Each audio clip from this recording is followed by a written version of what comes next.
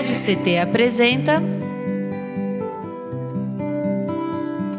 SINDI-CT na Cultura.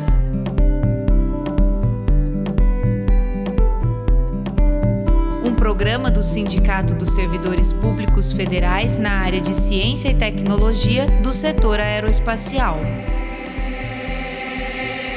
Alô ouvinte que está devidamente conectado no SINDI-CT na Cultura.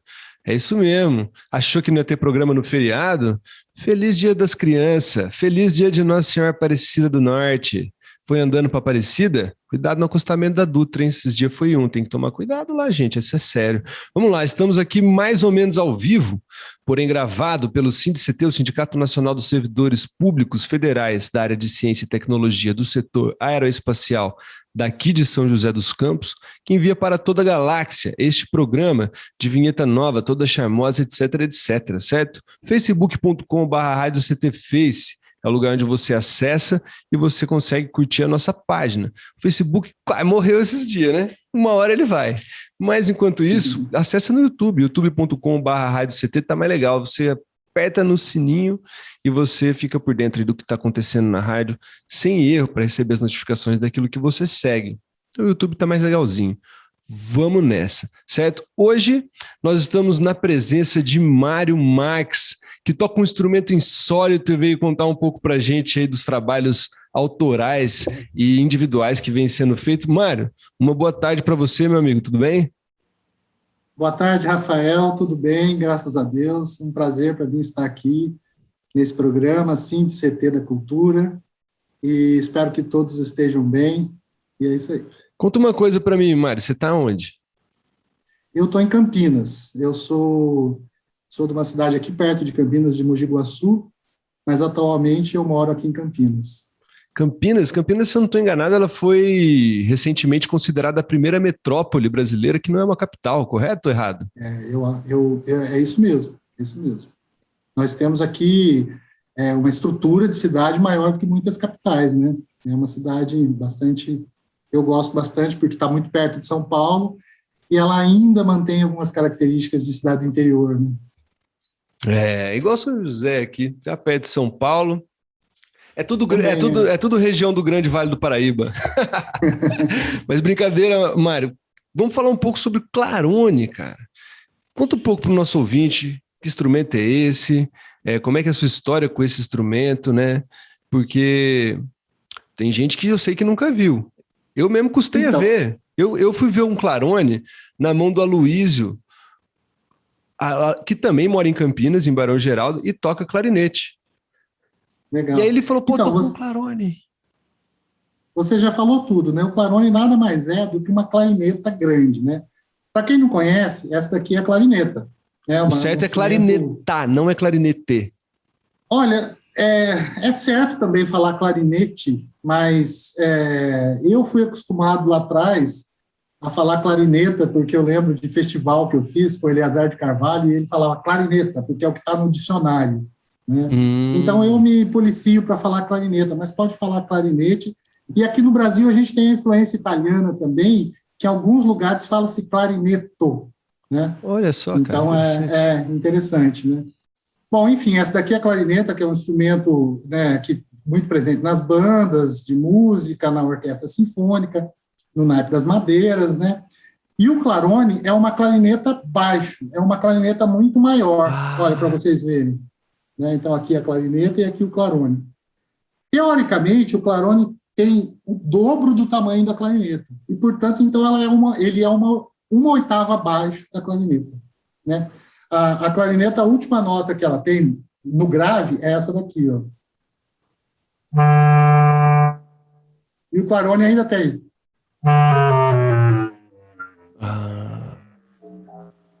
Uma oitava abaixo ainda. Uma oitava e mais uma terça, né? Porque parte do áudio foi suprimido pelo vídeo do Zoom, mas deu para ouvir que ele vai embora, né?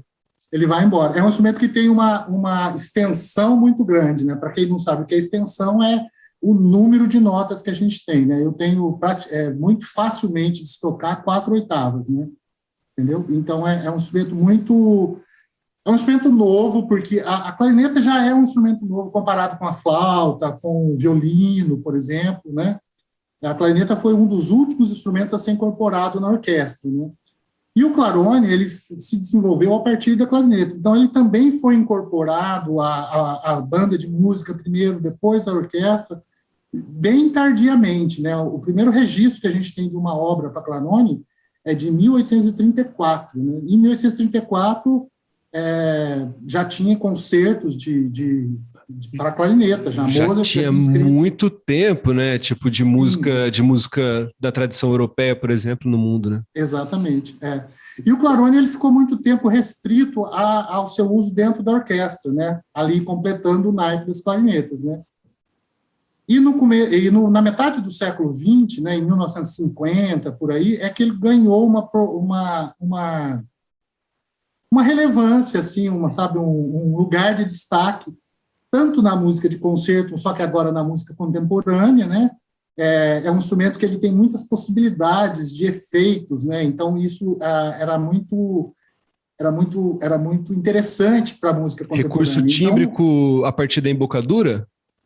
A partir da embocadura, a partir de efeitos de slap na palheta, a partir de multifônicos, por exemplo, é um instrumento muito fácil de se produzir esse tipo de coisa, né? Uhum. Então, ele caiu no gosto dos compositores da música de vanguarda daquela época, né?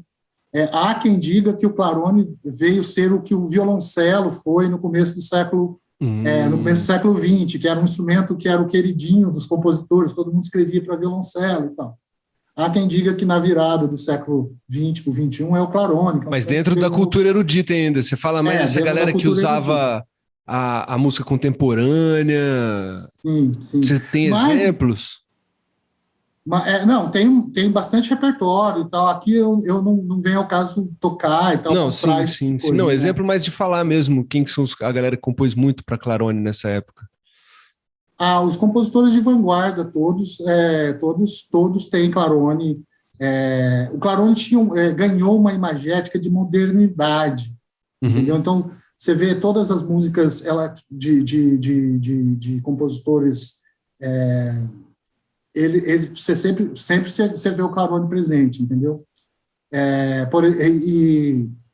E na música popular isso aconteceu também, né? Ele foi aos poucos, mas principalmente pelas mãos do Eric Dolphy, que é um jazzista, né, que era multi-instrumentista, clarinetista, flautista, saxofonista e claronista. Suprava de tudo, cara. Ele ganhou bastante destaque também no jazz, né, principalmente no free jazz, né, no free jazz, que é o mais livre, que também tem a ver com essa imagem de modernidade que ele trazia, né? Tem nota para dedéu. Mas quando você tocou um trechinho aqui, também quando eu estava ouvindo o seu som, logo a gente vai mostrar para o nosso ouvinte aí, que está com a gente nessa edição 317, quando você tocou, eu imaginei isso num choro, né, cara? Isso dá um pipoco no choro, né, velho? Você dá para fazer, ele atinge as extensões de solista e de 7 cordas também, né? O que acontece do clarone, também por conta da extensão dele e dessa extensão do grave, que ele tem essa riqueza que na música brasileira, os instrumentos graves na música brasileira são muito importantes, né?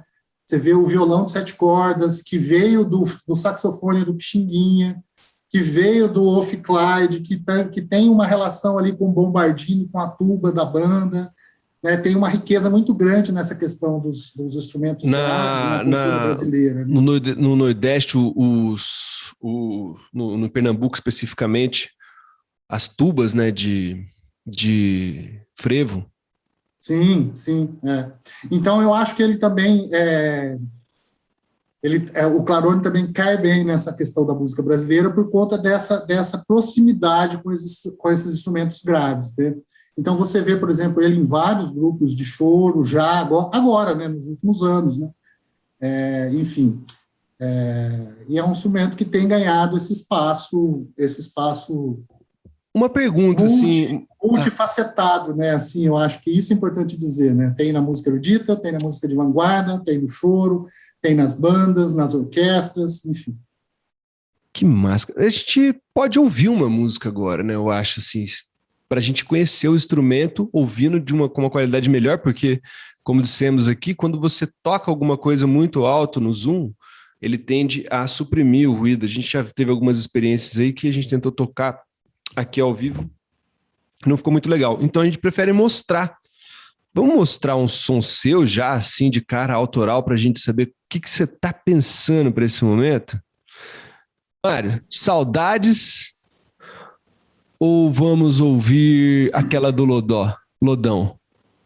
Pode ser Saudades, que é a primeira música do álbum, né, que já saiu agora como um single. Uma música muito bonita que dá para a gente ouvir muito bem a sonoridade do Clarone, uma sonoridade... vamos ver com clipe? Bem... Vamos ouvir. Com clipe? Pode ser? Pode ser. Então vamos embora, hein?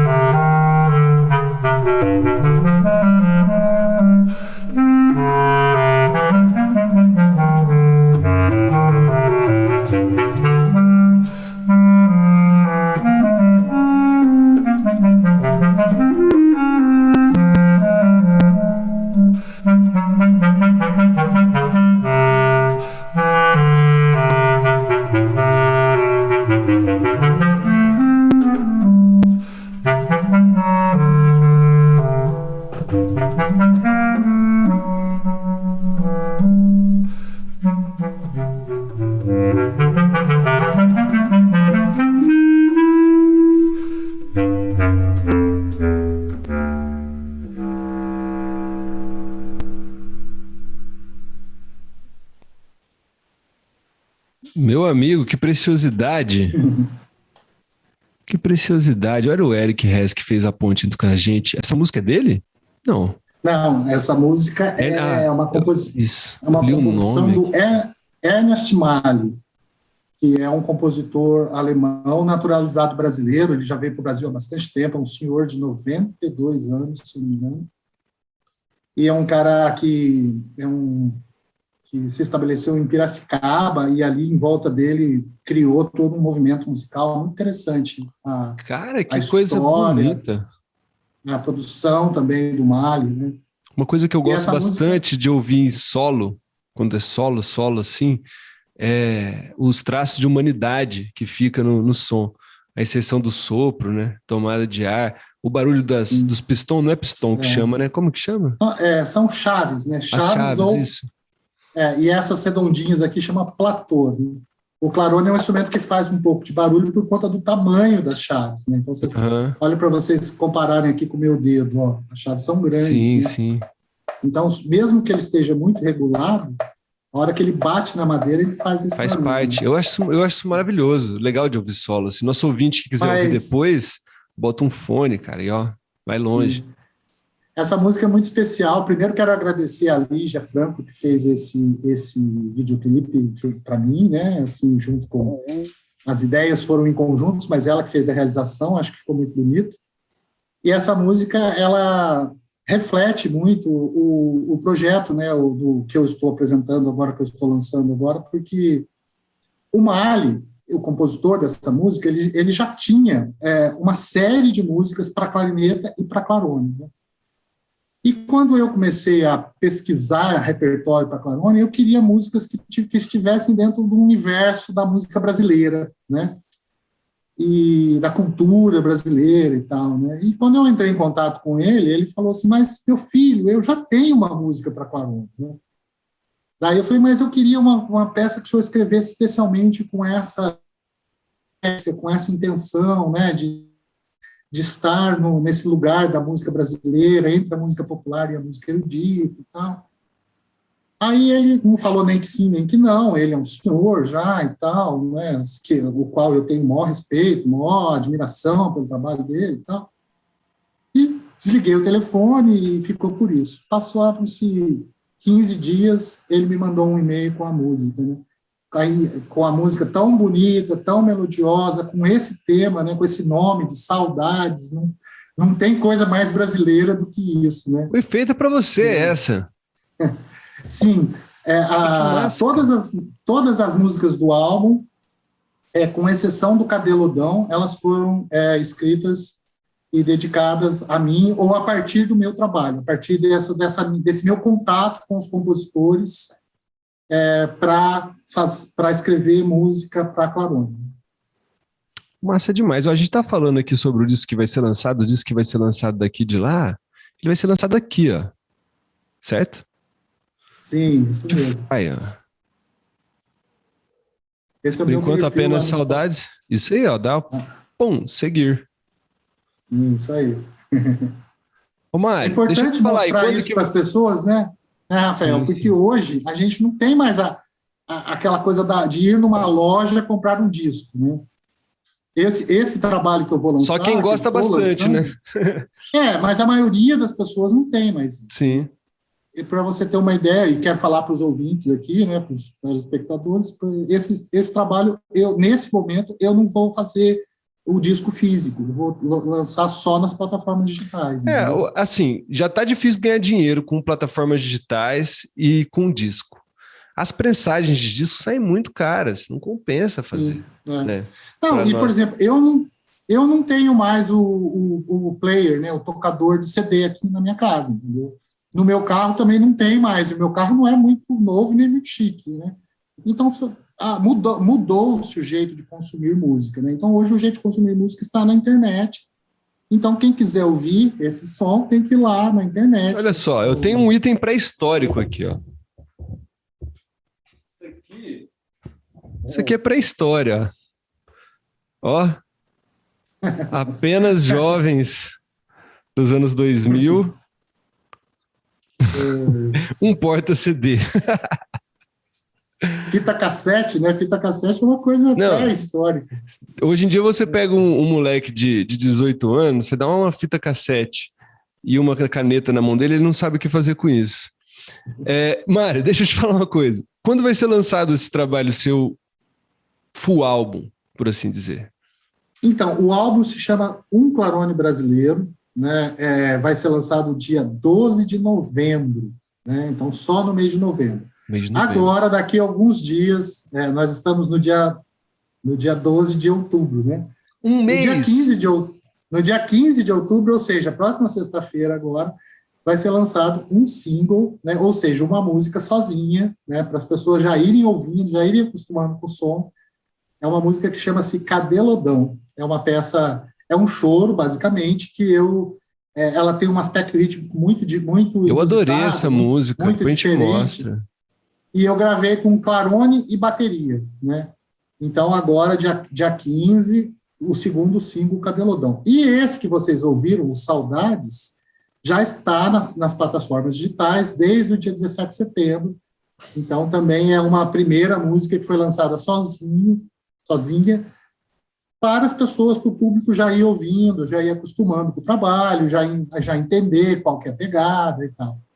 Esse trabalho, Um Clarone Brasileiro, começou, Rafael, lá em 2015. Eu toquei num festival, um encontro de claronistas que teve em Poços de Caldas. Ô, terrinha gostosa. Pena que o aluguel lá é caro. Eu também gosto de lá. Do mercado municipal lá, principalmente, é uma coisa mais boa do mundo. Mas naquele encontro eu fui o único dos participantes a estrear uma música, né? E tinha um professor lá, que é uma sumidade do clarone, é um claronista holandês chamado Henry Bock, é uma grande figura do instrumento a nível mundial. Ele ficou muito entusiasmado e veio falar comigo assim, de uma maneira muito entusiasmada e muito incentivadora, dizendo que eu devia fazer mais isso, que eu devia pedir músicas novas para compositores. Porque o clarone é um instrumento, como eu falei, relativamente novo, então tem pouco repertório, né? E o repertório também, aí tem uma outra questão, o repertório é muito baseado na música moderna, pela música brasileira nacionalista, pela cultura brasileira. Aí eu liguei uma coisa com a outra. Só um minutinho, Mário. Porque parece que deu uma pequena travada aqui na internet. Você poderia repetir o que você estava falando? Ela está muito ligada à música moderna e em relação à música brasileira? Não, então, o clarone é um instrumento que está muito ligado à música contemporânea. Uhum. Então, o repertório dele é basicamente de música contemporânea. Eu sou um cara que gosto muito, eu acredito muito na música brasileira, na cultura brasileira e na mistura dos elementos que a gente tem aqui do nosso país. É que estilo Vila Lobos, por assim dizer. Exatamente. Essa música nacionalista aqui. E daí eu falei, cara, eu vou fazer isso que o Bock estava me incentivando, mas eu vou atrás de um repertório que tenha essas características que eu gosto, entendeu? E daí eu comecei a entrar em contato com vários compositores, explicando o meu trabalho, falando e tal, não sei o quê, e fui recebendo músicas com o passar do tempo, né? Eu aprendi naquele momento que os compositores, o que eles mais querem é pessoas interessadas no trabalho deles, né? Interessadas em tocar a música deles, né? Num primeiro momento eu tinha uma certa cisma, assim, mas como é que eu vou falar com esse cara que é um super compositor? Aí eu entendi, cara, mas esse super compositor, ele quer que o cara se interesse pela música dele, pela escrita dele, né? Achei interessante isso, porque parece que tem uma relação um pouco diferente da música popular, né? Em relação a compositor, execução, compositores e obras, né? Não sei, posso citar alguns exemplos, mas o que vem na minha cabeça é, por exemplo, sei lá, o Chico César compôs aquela música Ô Marajás, e a Daniela Mercury que lançou exclusivamente, depois ele já tinha gravado. Parece que é uma relação um pouco diferente, né, na música popular, o que existe com o compositor e a pessoa que vai cantar, né? Sim. Eu imagino que seja um pouco diferente, inclusive porque na música popular não tem esse mercado grande que, por exemplo, essa música a Daniela Mercury lançou, mas deve ter sido gravada por vários artistas. E depois sim, desandou, né? E na música erudita, muitas vezes, o compositor escreve e nem ouve, e guarda na gaveta e escreveu da cabeça mesmo, né? Isso é muito doido. Né? Então, por exemplo, quando tem alguém interessado em tocar, em divulgar e tal, os compositores se interessam também por isso, né? A cultura da música erudita parece estar mais ligada também à execução do que ao fonograma, né? Sim. A princípio, né? Eu acho também. A questão do concerto, né? Da performance, né? Pois porque a gente já pode levar para um lado que eu gosto também, eu tenho muito interesse em conhecer, que é o seu lado que você tem da música de orquestra, porque a gente já mostrou aqui essa sua versão rebelde, por assim dizer, né? Buscando a música brasileira e tal, nesse novo sistema, né? Lançando até o trabalho solo, que vai chamar Um Clarone Brasileiro, que nós falamos aí daqui a um mês, já 12 de novembro, mas dia 15 tem uma música solteira, assim como eu. Como é que era um pouco a sua vida de músico erudito? Assim, tipo, por assim dizer, trabalhando em orquestra, etc. Como é que foi entrar nisso, viver isso, né? Cara, primeiro quero dizer que esses rótulos de música popular e música erudita são convenções que foram inventadas, né? Porque essa coisa de, você é música erudita, música popular, sabe? Eu acho meio que bem do século XIX. Isso, nós aqui no Brasil, como estamos muito atrasados, a gente ainda vive muito esse século XIX, essa coisa o maestro, a orquestra Sim. e tal. Mas eu acho que já estamos passando por isso, sabe? Eu acho que hoje música é música. Eu não sei se uma música, o quanto uma música do Ginga, por exemplo, ela é erudita ou ela é popular. O que eu acho que onde está essa divisão que eu quis dizer aqui, eu concordo com você nesse sentido, mas é que é uma questão às vezes de mercado, né? Também. O músico de orquestra dificilmente está disponível no mercado de música popular ou né? Sim. E vice-versa, né? Então acho que é aí são que está um rótulos, pouco nesse, né? nesse são mundo, rótulos, né? Diferente. Eu acho. É que no mercado precisa ser rotulado, né? É engraçado isso. Mas agora falando um pouco sobre mim, eu sou músico considerado músico erudito, músico de orquestra, tenho uma formação baseada nesse universo, né? Mas, na verdade, minha maior vontade era ser músico popular. Era improvisar, era tocar choro, entendeu? Enfim, hoje está sendo. Sim. De alguma forma, a gente vai junto, com o passar do tempo, a gente vai juntando as coisas na vida, né? Mas hoje eu toco na Orquestra Sinfônica Municipal de Campinas, é a minha principal atividade como músico, né? Já faz quase 10 anos que eu toco aqui, toquei 10 anos antes na Orquestra de Santos, já fiz cachê em São Paulo, em todas as orquestras, as principais orquestras da cidade de São Paulo, né?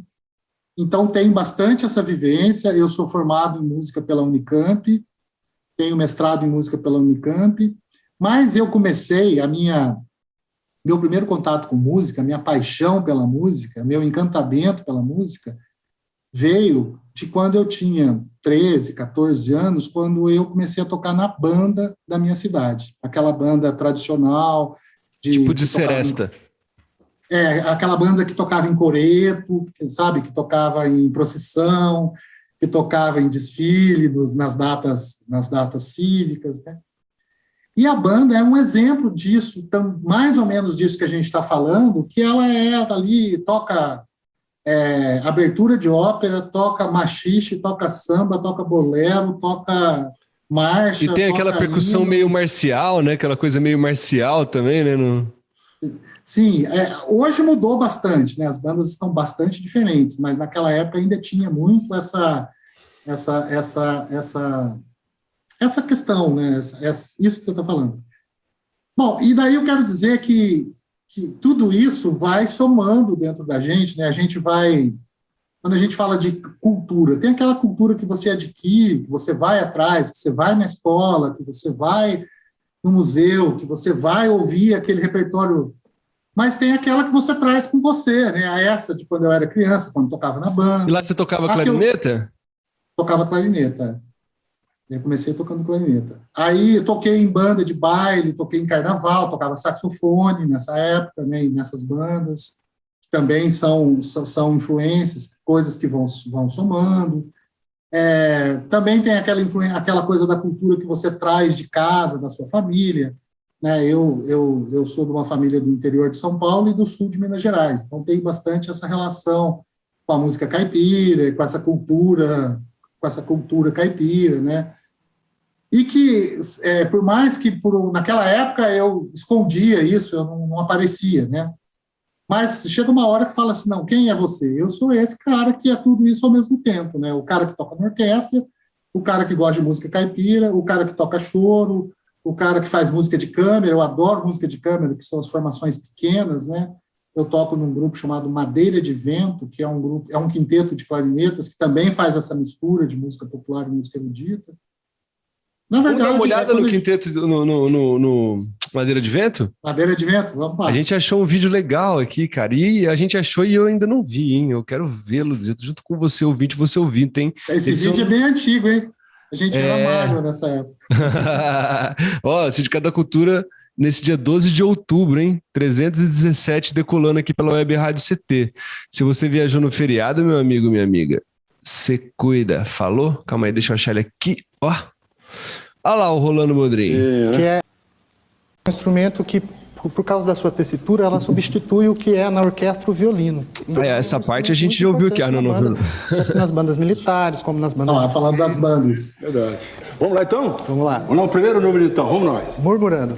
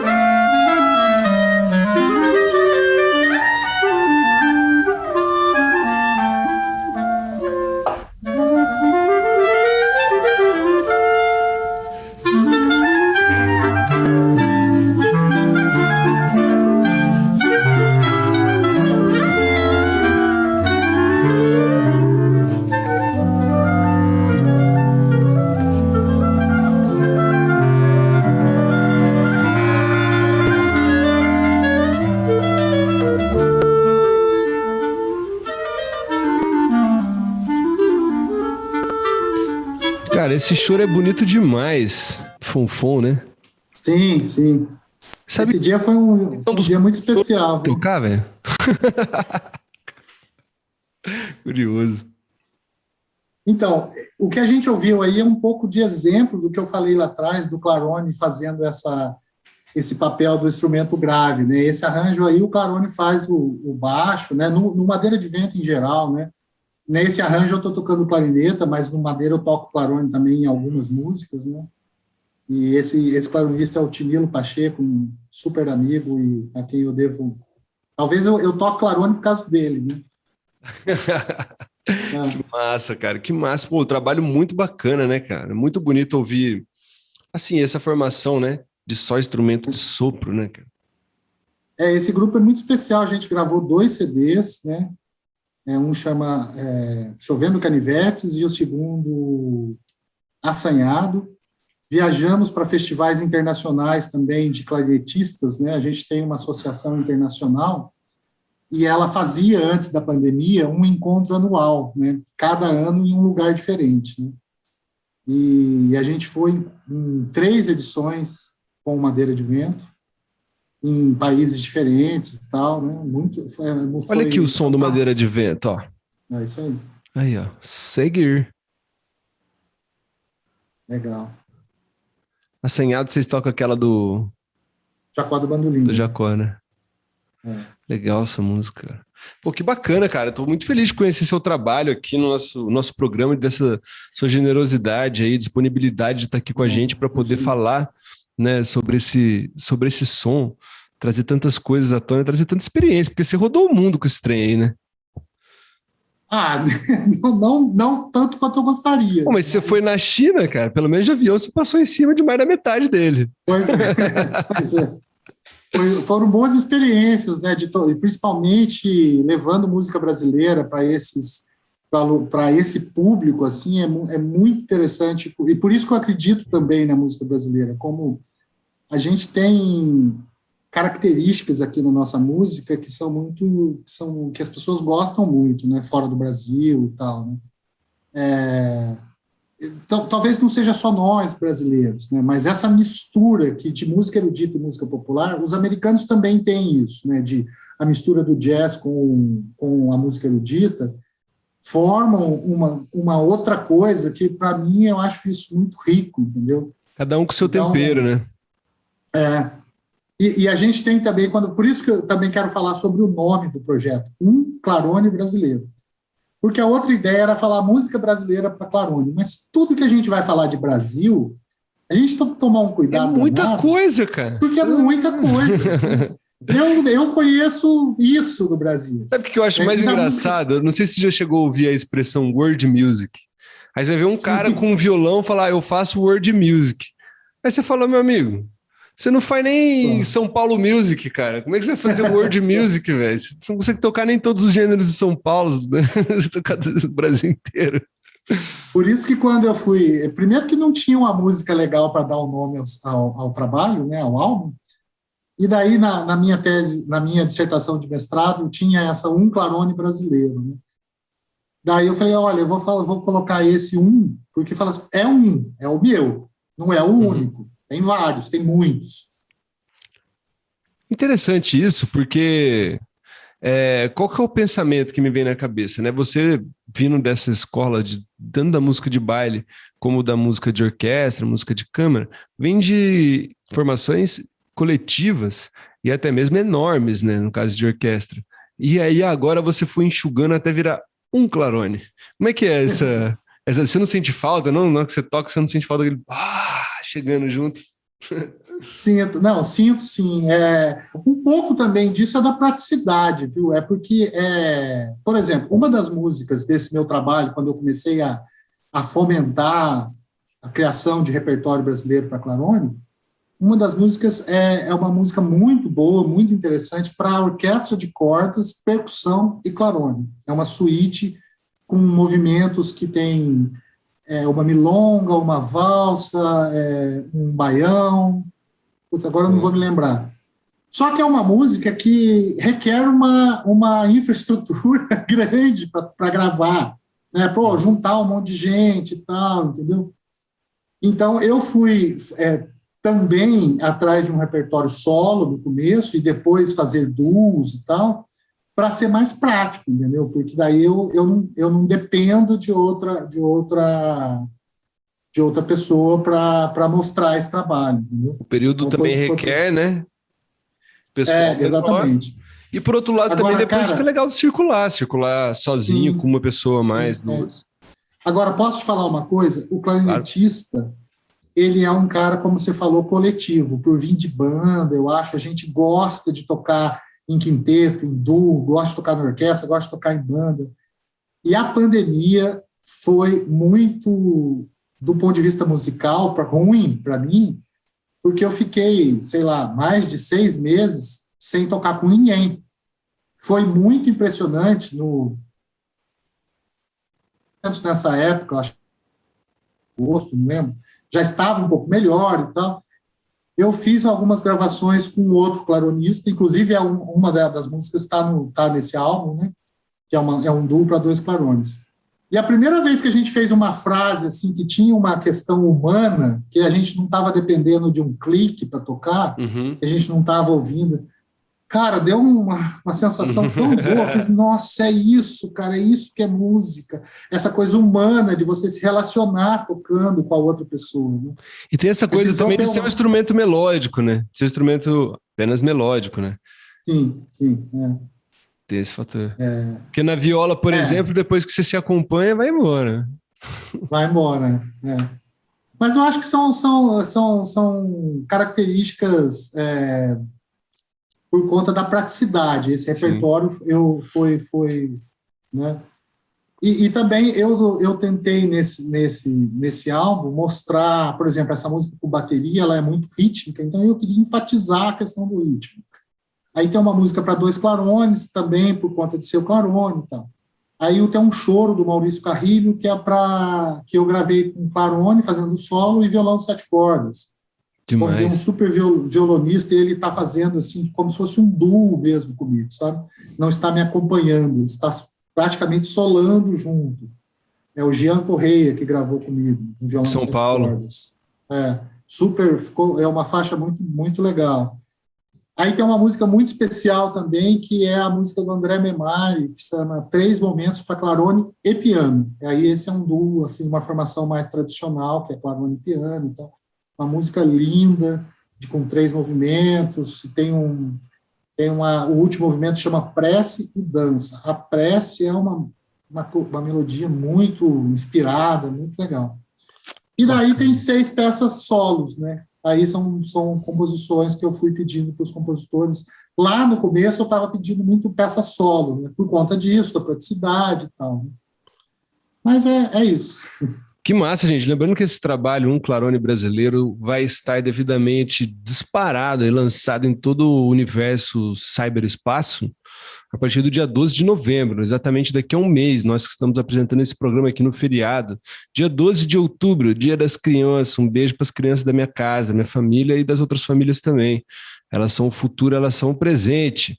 E a gente vai se despedindo aqui já de Mário Marques, que diretamente de Campinas falou com a gente aqui nesse papo super massa sobre o Clarone, trazendo informação e muita música boa. Então você pode ver os links na descrição aí e acessar para depois você ouvir no seu foninho, porque de foninho geralmente é mais gostoso, né, Mário? Muito obrigado pela sua presença aí.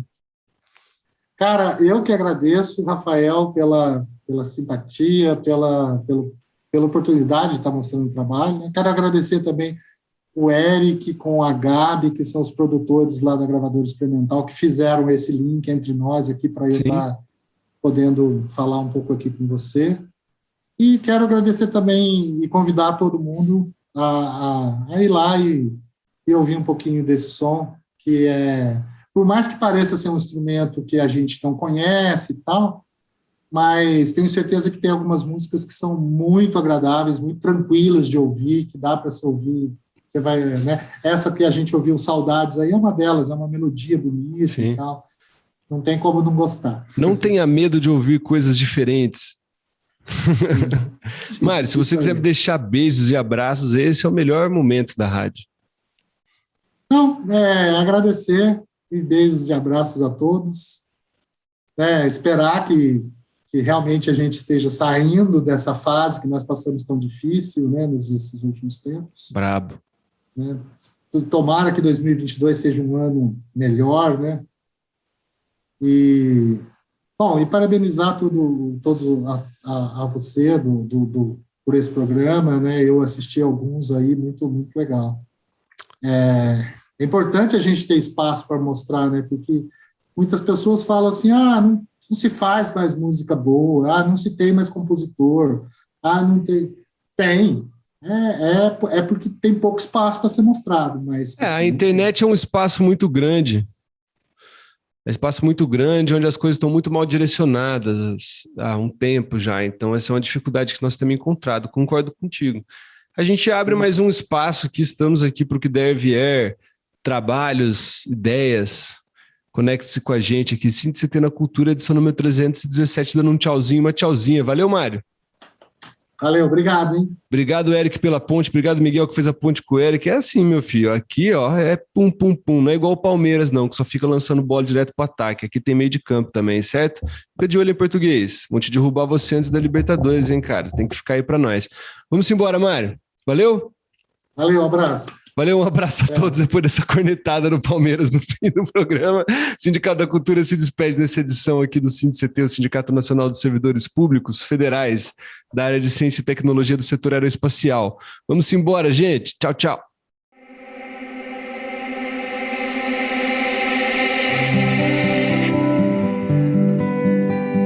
Você acompanhou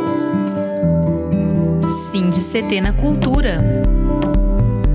Uma realização Rádio CT, o Sindicato dos Servidores Públicos Federais na área de Ciência e Tecnologia do setor aeroespacial.